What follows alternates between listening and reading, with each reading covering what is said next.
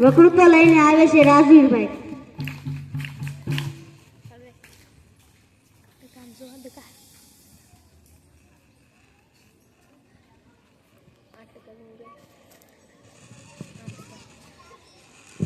આજે વ્યાસ પ્રાગટ્યના દિવસે ગુરુ પૂર્ણિના પધારેલ સર્વે ગુરુજનો તથા મારા સ્નેહી વાલા વિદ્યાર્થી ભાઈ તથા બહેનો, આજના પ્રસંગે હું ગુરુ પૂર્ણિ વિશે થોડું બોલીશ. વિદ્યા ગુરુદેવના મુખ કમળમાં રહે છે અને ગુરુદેવની ભક્તિથી એ પ્રાપ્ત થઈ જાય છે. ત્રણેય લોકમાં દેવ, ઋષિ, પિતૃ અને માનવો દ્વારા સ્પષ્ટતાથી એમ કહેવામાં આવે છે, ગુ એટલે અંધકાર અજ્ઞાન અને રૂ એટલે પ્રકાશ જ્ઞાન અજ્ઞાનને નષ્ટ કરનાર છે.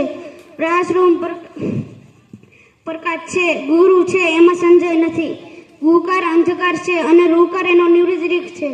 અજ્ઞાન રૂથી અંધકાર નષ્ટ કરવાના કારણે જ ગુરુ કહેવાય છે. ગુકાર ગુણતીત કહેવાય છે અને રૂકાર રૂપાતીત કહેવાય છે. ગુણ અને રૂપાતીત રહિત હોવાથી ગુરુ કહેવાય છે. આટલું બોલી સર્વે ગુરુના ચરણોમાં કોડી કોડી પ્રણામ કરી મારી વાણીને પૂર્ણ કરતા આનંદની લાગણી અનુભવું છું. જય હિન્દ, જય ભારત, જય ગુરુદેવ.